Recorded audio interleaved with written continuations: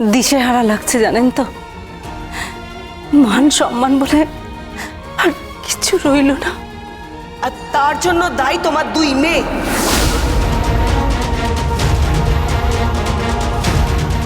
আর তোমার জামাই নির্লজ্জ কোথাকারে।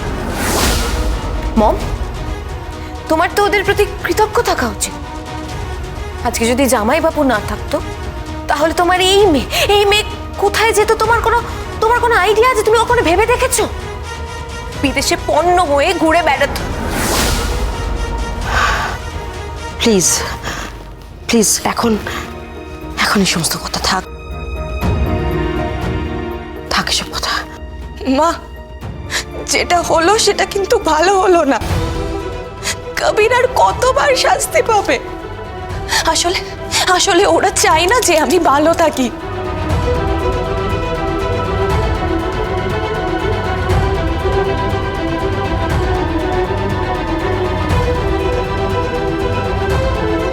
তুই ভুল করছিস। দোষ করলে শাস্তি তো পেতেই হবে। তবে আজকে আমাদের বাড়িতে যেটা হলো সেটা না হলেও হতো। আমি শুধু বর্দি ভাইয়ের কথা ভাবছি। ও এটা পারলো কি করে? ওমা, এটা বুঝতে পারলে না? আরে বাবা, নাম পাবে, বাহবা পাবে। দেখো, এতদিন তো ওকালতি করে পয়সাটা তেমন জমাতে পারিনি, তাই দেখলে এই সুযোগ। ভানু, ভদ্রভাবে কথা বলো। নন্দিনী যদি অসৎ হতো তাহলে এতদিনে ও গাড়ি বাড়ি সবকিছু হাঁকিয়ে নিত। তার আর কি দরকার? বাবার তো কম নেই।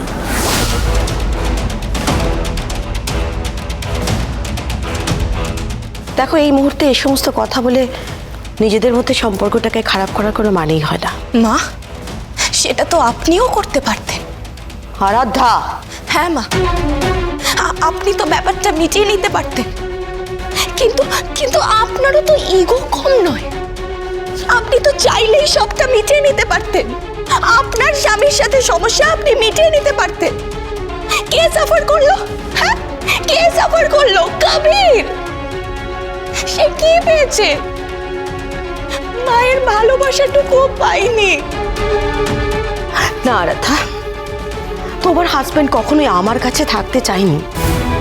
ছোটবেলা থেকেই সে বুঝেছে, রাজা তাকে বোঝানো হয়েছে যে তার বাবার কাছে, তার ড্যাডির কাছে বেশি সুখ স্বাচ্ছন্দ্য। তাই সে বড়লোক পাওয়ার ছেলে হয়ে থেকেছে।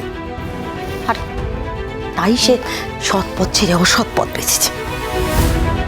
আপনি তো চাইলেই ক্ষমা করে দিতে পারতেন। আপনি যদি ক্ষমা করে দিতেন তাহলে আজ এই দিনটা দেখতে হতো না মা। আজ সবারই এই অবস্থা হতো না।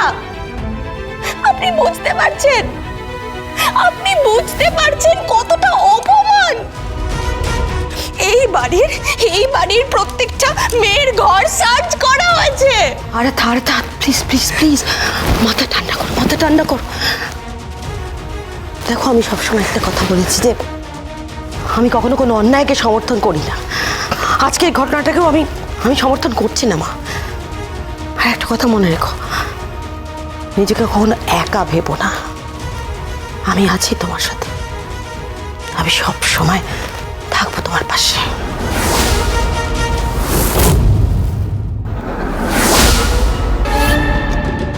গেম চেঞ্জার হয়ে গেল ওই পরশুরাম। হ্যাঁ, ও তককে তককে ছিল কখন ব্রহ্মাস্ত্র প্রয়োগ করবে। আর আমি জাস্ট হেরে গেলাম। আর এখন কর্ণ চ্যাটার্জি এখানে। ক্যান ইউ ইম্যাজিন শীতল? আমাকে এখানে থাকতে হচ্ছে, এখানে। মেনে নিতে পারছি না।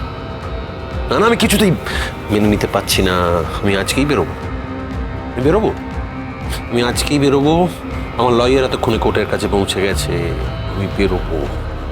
আর আমি বেরোনো মানে পরশুরামের শেষটা লেখা হয়ে যাবে। কিন্তু না, না, এখনই নয় শীতল। হোলির দিন চারিদিকে উৎসব হবে, আবির উড়বে, আবির। আর তার মাঝখানে রক্ত, ব্লাড। মেরে দেব। এটা ছাপোষা লোক, 600 স্কোয়ার ফিট ফ্ল্যাটে থাকে, কতটুকু মাইনে পায়? কতটুকু মাইনে পায়? আমার চাকর বাকরেরা ওর থেকে বেশি টাকা মাইনে পায়, আর সে আমাকে সকলের সামনে অপদস্থ করে দিল। আমার মাথাটা নিচু হয়ে গেল। আর আজকে আমি এখানে, আমি আজকেই বেল পেয়ে যাব। আমি জানি আমি আজকেই বেল পেয়ে যাব, কিন্তু এই যে কালো দাগ, এই যে কালো দাগটা পড়ে গেল, পাবলিক হাসাহাসি করছে, পাবলিক মুখের উপর থুতু ফেলছে, সবাই লেখালেখি করছে, হেডলাইন্স হচ্ছে। হেডলাইন্স, আগে হেডলাইন্স কি হতো? আগে হেডলাইন্স হতো কর্ণ চ্যাটার্জি সমাজসেবী, আজকে হেডলাইন্স হচ্ছে যে কর্ণ চ্যাটার্জি একজন ক্রিমিনাল। মাথা ঠান্ডা রাখুন। হোলি পর্যন্ত হয়তো আপনাকে অপেক্ষা নাও করতে হতে পারে। যা হবার আজকেই হয়ে যেতে পারে। কি? আমার কাছে যেটুকু খবর আছে, এতক্ষণে বোধহয় দরজা খুলে ওই শিবপ্রসাদ গাঙ্গুলি, তার স্ত্রী তটিনী গাঙ্গুলি বাড়ির ভেতর ঢুকে পড়েছে।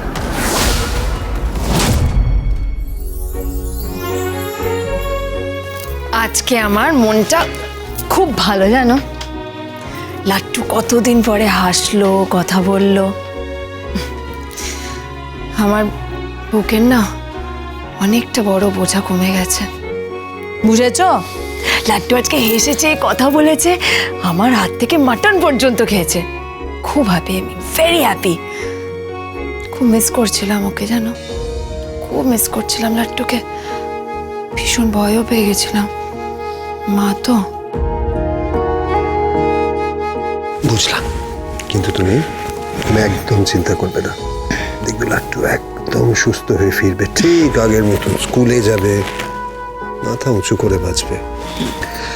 টোটালি আমরা সবাই মাথা উঁচু করে বাঁচবো। টাকা পয়সাটা হয়তো একটু হিসেব করে চলতে হবে, কিন্তু ভালোবাসায় আমরা কোনো হিসেব করি না ম্যাডাম, আমরা কোনো হিসেব করি না। অনেকগুলো ফাঁদ পাতা আছে,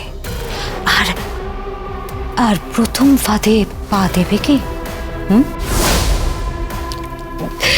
আর যদি প্রথম ফাঁদে পা দিয়ে দেয়, ব্যাস ফ্ল্যাটটাই আর থাকবে না। কি মিন করতে চাইছো তুমি? কিছু না, শত্রুকে সবসময় মুখোমুখি মারতে নেই, মাঝে মাঝে পেছন থেকেও আঘাত করতে হয়। তুমি বসো, আমি খাবারটা গরম করে দিচ্ছি।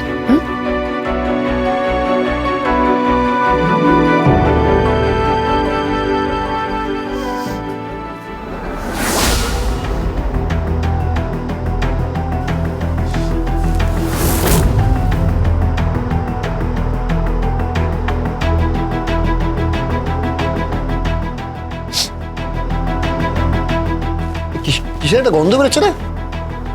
হ্যাঁ, অদ্ভুত গন্ধ বেরোচ্ছে, জানো।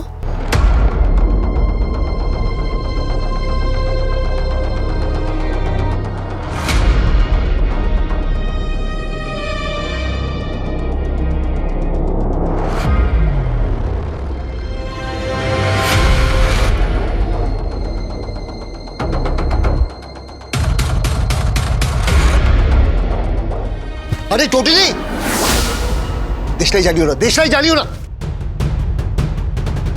কি হলো? গ্যাসের গন্ধ বেরোচ্ছে না?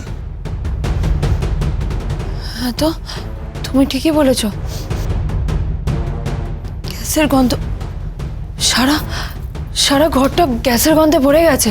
তুমি দরজাটা খোলো, দরজাটা খোলো, দরজাটা খোলো, দরজাটা খোলো, দরজাটা খোলো আগে, দরজা।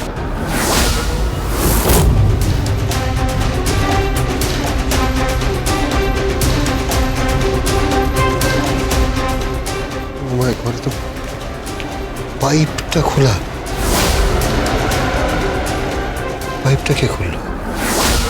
এতক্ষণে বোধহয় ধামাকা হয়ে গেছে। বিস্ফোরণ।